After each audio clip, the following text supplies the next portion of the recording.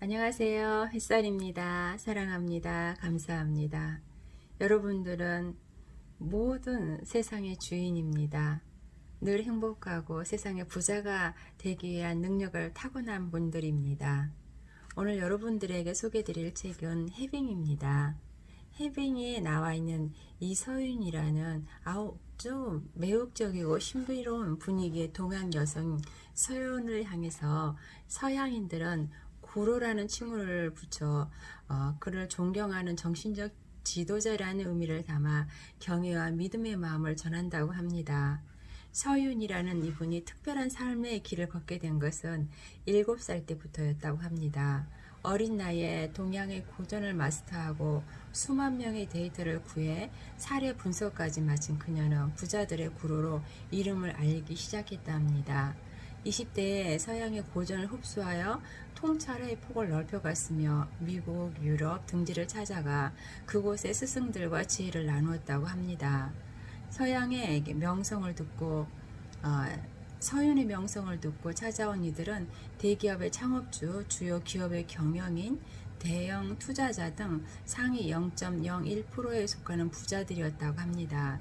그들 사이에 그녀의 이름은 귀하고 비밀스러운 정보였다고 하네요.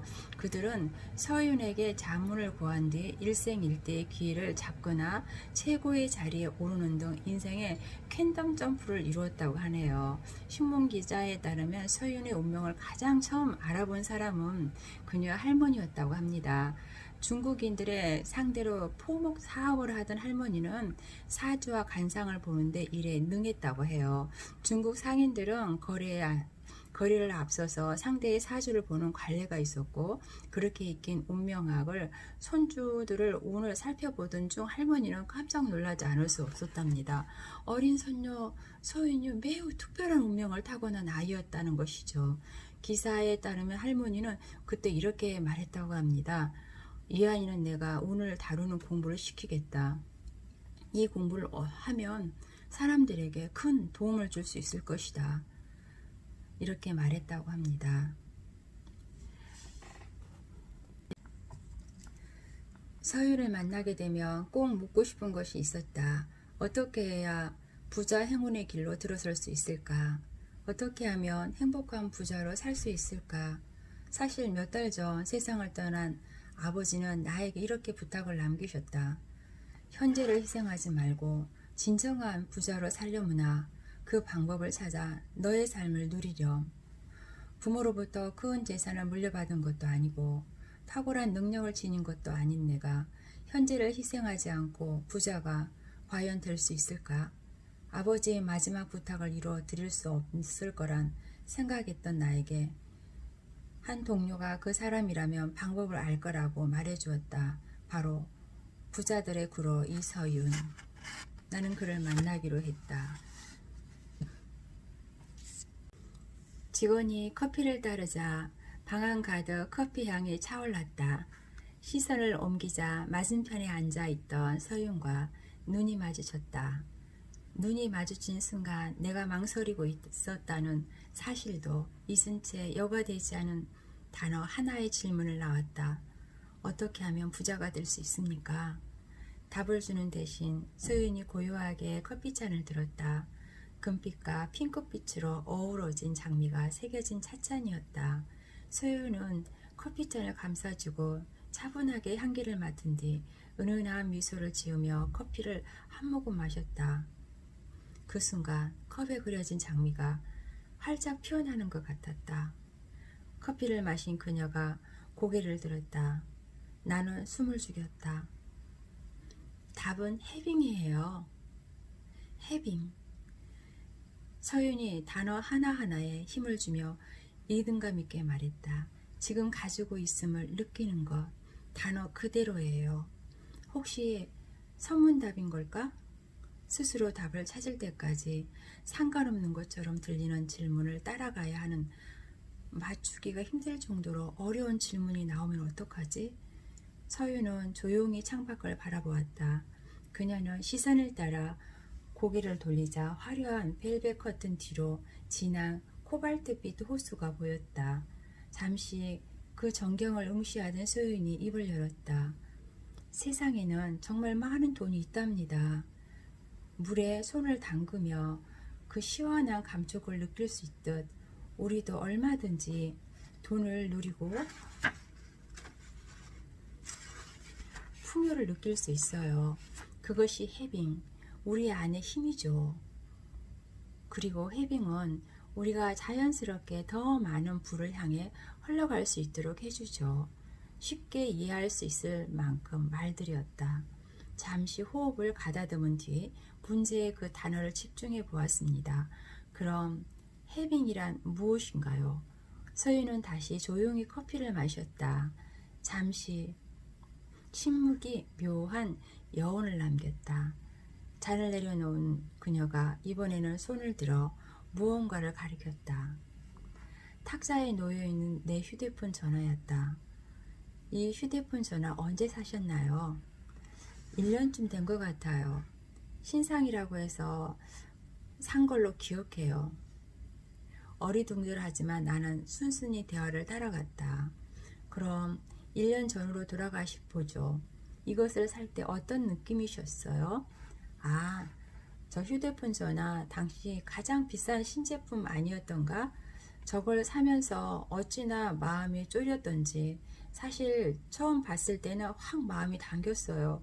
저것만 있으면 좀 더 스마트하게 업무를 처리할 수 있을 것 같았고 자연스레 좀 더 멋진 커리우먼처럼 보일 것 같았어요. 한편으론 이런 생각도 들었습니다. 이렇게 비싼 물건을 사도 될까? 더 싼 걸 사도 별 문제가 없을 텐데. 한참을 고민한 끝에 카드를 긁었습니다. 그것도 6개월 할부로. 영수증에 출력되는 소리가 들리자 마음이 또다시 심란해졌습니다. 돈을 너무 많이 쓴 걸까? 지금 실수하고 있는 건 아니겠지? 이후 카드 고지서가 나올 때마다 나는 자책하고 했습니다. 쓸데없이 낭비한 것 같았기 때문입니다. 얼마일까 생각하고 너무 비싼 거 아닐까 고민하고 이걸 사도 될지 망설였죠. 막상 사고 나서는 죄책감과 후회로 괴로웠어요. 그렇게 긍정적인 감정을 느끼지는 못하셨군요. 맞아요. 유쾌한 기분이 아니었어요. 합리화하려고 노력했지만 마음이 계속 불편했어요. 서윤이 맑은 목소리로 말했습니다. 해빙은 돈을 쓰는 이 순간 가지고 있음을 충만케 느끼는 거예요. 어떻게 부자가 될 수 있는지 물어보셨죠? 여러 답이 있겠지만 부자가 되는 가장 간단하고 효율적인 방법은 이것이에요. 묻고 싶은 것이 너무 많았다. 물건을 사면 돈이 빠져나가는 것 아닌가? 사고 싶은 것을 참아야만 나에게 돈이 남아있는 것이 아닌데 쓰면서 동시에 있다는 걸 느끼라니. 두 마리 토끼를 한 번에 잡으란 말로 들렸다. 혼란스러워하는 나를 보고 소윤이 부드럽게 일러주었다. 자, 홍 기자님, 한 달에 10만 달러씩 번다고 상상해 보세요. 그리고 오늘 다시 이 휴대폰을 산다고 해보세요. 이번에도 기분은 어떨까요? 눈을 감고 통장에 거액이 찍히는 장면을 그려보았습니다. 그 즉시 짜릿한 쾌감이 온 몸을 지나가는 것 같았습니다. 입 안에는 저절로 미소가 떠올랐습니다. 잠시 후 휴대폰 전화를 다시 봤을 때 나는 깜짝 놀랄 수밖에 없었습니다. 느낌이 180도로 달라진 것입니다. 비싸게만 보이던 그 전화기가 이제는 만만하게 느껴지는 거예요. 이거 뭐 전혀 부담이 안 되네? 기분 좋게 사도 됐겠다. 돈이 충분한데 뭐. 여기까지 생각하고 빠르게 대답했습니다. 생각만 해도 기분이 좋아졌어요. 해병의 느낌이 이런 건가요? 어떤 느낌인지 이야기해 보세요. 서윤이 눈을 깜짝이며 몸을 바짝 기울였습니다. 내 말이 세상에서 가장 소중한 표정으로. 월급이 충분하다고 생각하니까 휴대전화를 사는 것이 즐겁습니다. 돈이 계속 들어올 테니 걱정할 것도 없죠. 핸드폰이 돈이 있다는 증거가 된다고 생각하니 오히려 기분이 좋아지는걸요. 서윤이 환하게 웃으며 활기차게 말했습니다. 바로 그거예요. 기분 좋은 느낌, 원하는 거, 교환할 만한 돈을 갖고 있다는 거 정말 좋은 느낌이죠. 기자시설 경영인이나 부자들을 만나 인터뷰할 기회가 많았다. 어떻게 부자가 되냐는 질문에 그들은 뻔한 답을 알려주곤 했다. 운이 좋았다. 시장의 기회를 잘 포착했다. 사실 뜬구름 잡는 이야기처럼 들렸습니다. 핵심을 숨기고 있는 듯한 기분이 들 때도 있습니다. 그렇다고 질문하는 나에게 집중하는 것 같지도 않습니다. 하지만 서유는 모두 다 달랐습니다. 마치 나만의 구로가 된 것처럼 온 마음을 다해 정성을 쏟고 있었습니다. 내 마음을 살피며 세심하게 질문을 골랐고 내가 잘 따라오도록 최대한 배려하는 모습이었습니다. 부자들이 그토록 소윤을 따르는 이유도 여기 있는 것 같습니다. 해빙의 비밀은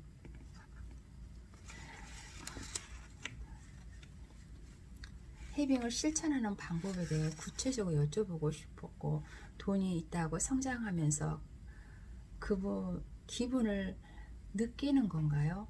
아니면 내 지갑에 있는 돈을 기쁘게 느끼는 건가요? 우리가 느끼고 집중해야 하는 것은 바로 이 순간이에요. 해빙은 지금 여기에서 출발해야 해요. 현재 자신에게 있는 돈을 대상으로 삼는 거예요. 미래형이 아니라 현재 진행형인 셈이죠. 그녀는 이렇게 물었다. 지금 갖고 있는 것들을 잠시 둘러보세요. 커피, 휴대전화, 가방, 노트북 이것들을 어떻게 자기 것으로 만드셨죠? 돈을 내고 참 생각해 볼게요. 해빙이란 돈이 있는 걸 느끼고 그 감정이 머무르는 거라고 했다. 그렇다면 이 물건들은 돈이 있어서 샀네요. 이 물건을 살 돈이 있었어요. 맞아요. 지금 마시는 커피를 살 만한 충분한 돈을 갖고 계시죠? 지금 이 순간. 나는 내 손에 들린 컵을 물끄러미 바라보았다. 고급스러운 잔에 담긴 커피 한 잔. 호텔에서 파는 것이니까 꽤 비싸겠지? 한 잔에 $10 정도 할까? 그래도 지금 나는 이걸 살 수 있다. 그것도 내가 번 돈으로. 생각만 해도 기분이 좋아졌다. 비싼 커피가 있음을 상징하는 중표처럼 보이기 시작한 것이다. 그 순간 찜찜했던 불안한 상쾌한 기분으로 전환되었다. 말씀만 들어도 기분이 좋아지는데요. 갑자기 부유해진 것 같아요. 스스로 자랑스럽게 느껴져요. 서윤이 미소를 지었다. 네, 지금 막 해빙하신 거예요. 놀랄 수밖에 없었다. 왜 지금까지 이런 감정을 느끼지 못한 걸까? 돌이켜보면 돈을 쓸 때 늘 비슷한 기분에 사로잡히곤 했다. 비싸다. 돈이 아깝다. 이걸 사는 게 맞는지 잘 모르겠다. 과연 사도 될까? 살 만한 돈이 없다. 돈에 대해 부정적으로 느꼈던 나 자신을 돌아보는 동안 소인이 따뜻한 눈빛으로 나를 지켜보았다. 어떤 일이 있어도 나를 보호해 줄 것 같은 눈빛이었다. 나는 세상에서 가장 튼튼한 우산을 쓰고 있는 기분이었다. 그럼 이쯤에 초점을 맞추고 홍 기자님이 가진 물건들 다시 한번 둘러보세요. 내가 가진 옷, 노트북, 화장품 등 살펴보았다. 소윤이 잠시 대화를 나누었을 뿐 이전과 달라진 것이 없는데 신기하게 마치 느낌이 달라졌다. 똑같은 물건들이 이제 풍요를 상징하는 것으로 보이기 시작한 것이다. 기쁨과 감사가 온몸에서 느껴지네. 이것이 바로 해빙의 느낌이구나. 없음에서 있음으로 초점을 옮기자 내 앞에 전혀 다른 세상이 펼쳐졌다. 같은 물건이 완전히 다르게 보이네요. 나를 격려하듯 두 부드러운 미소를 지어 소윤의 설명을 이어갔다. 전등 스위치를 켰다고 생각해 보세요. 그동안 소비할 때마다 없음의 스위치를 켠 셈이에요. 그 결과 부정적인 감정에 빠져들 수밖에 없었던 거죠. 있음의 감정에 들어설 공간은 없었고 반면 해빙 스위치를 켜자 그 밖에 많은 긍정적인 감정이 자연스럽게 나타난 거랍니다. 이 차이가 만드는 변화를 안다면 놀랄 수밖에 없을 거예요. 서유인의 설명에 계속 귀를 기울였다. 우리는 세상에 어떤 것도 있는 그대로 인식할 수 없어요. 그저 주의를 기울이는 것에 대해 따라 세상이 인식하죠. 무언가를 원해 본 적이 있으시죠? 하얀색 운동화를 예를 들어 보세요. 갑자기 온 세상이 하얀 운동화만 보일 거예요. 마찬가지로 있음에 주의를 기울인다면 홍 기자님을 둘러싼 세계는 다르게 인식될 거예요. 없음의 세상에서 있음의 세상으로요. 그 감정의 파장이 홍 기자님의 세상을 바꿀 거죠. 예리한 분석이었다. 늘 쪼들리는 것처럼 느꼈던 이유가 거기에 있었다. 없음의 렌즈를 통해 세상을 바라본 탓이었다. 생각해보면 나만 그런 것도 아니었다. 직장 동료나 친구들도 늘 같은 불평을 했으니까. 맞벌이로 일을 하는 동안 동료 하나도 그랬다. 도심에 위치한 아파트에 살면서 두 아이를 사립 유치원에 보내는 그는 누가 봐도 꽤 괜찮은 중상층이었다. 그럼에도 그는 늘 돈이 없다고 투덜댔다. 유치원비 내고 베이비시터 월급 주고 세금, 보험료까지 내고 나면 남는 게 하나도 없어. 둘이 벌면 뭐해? 월급은 금세 어디로 사라지는데. 또 다른 친구는 남편은 돈 많이 벌기로 소문난 변호사였다. 우리는 그녀가 부러워 죽겠다는데 막상 그 친구는 불안하다. 주변에 부자가 너무 많아 누구의 호화스러운 별장을 샀다고 하고 누구는 수억짜리의 차를 뽑았다고 해서 패스트 클래스를 타고 놀러 가는 친구도 있고 그 사람들을 보면서 나만 돈이 없는 기분이야. 어쩌면 이 세상에 우리에게 결핍을 입력하고 있는 것은 아닐까? 신문을 읽다 보면 경제 위기에 코앞에 닥친 일들, SNS에 온통 명품 백이나 좋은 집, 비싼 스포츠카를 찍어 놓은 사진들 뿐이다. 어디를 둘러봐도 모두를 이렇게 외친다. 넌 돈이 없어. 내가 지금 제대로 이해한 것인지 확인하고 싶었다. 다시 한번 물어보았다. 없음에서 있음으로써 렌즈를 바꾸는 방법, 해빙인가요? 네, 맞아요. 사실 렌즈를 바꾼다는 것이 그렇게 만만치 않아요. 지금까지 살면서 단단하게 굳어진 고정관념과 인식을 바꾸는 작업이 그리 쉬울 리 없죠. 그런데 해빙은 지금부터 바로 할 수 있는 방법이에요. 작은 것에서 시작할 수 있으며 가장 빠르고 효율적으로 그 렌즈를 바꿀 수 있죠. 매일 돈을 쓸 때마다 해빙을 하고 그 느낌을 바라보고 그 감정을 조금씩 키워가기만 하면 돼요. 우리가 느끼고 집중해야 할 것은 바로 이 순간에, 해빙은 지금 이 순간에 출발해야 해요. 미래형이 아니라 현재 진행형인 셈이죠. 해빙은 우리 렌즈에 없음에 있음으로 바꾸는 방법입니다. 있음에 주의를 기울일 때 당신을 둘러싼 세계는 다르게 인식될 거예요. 없음의 세상에서 있음의 세상으로. 여러분 모든 분들은 해빙하시길 원합니다. 없음이 아니라 있음으로, 풍요함으로, 넉넉함으로, 평안함으로, 안전함으로 날마다 해빙하셔서 삶의 축복이 넉넉하게 이어져 나가길 원합니다. 여러분 모두 다 사랑합니다. 감사합니다. 축복합니다. 햇살이었습니다.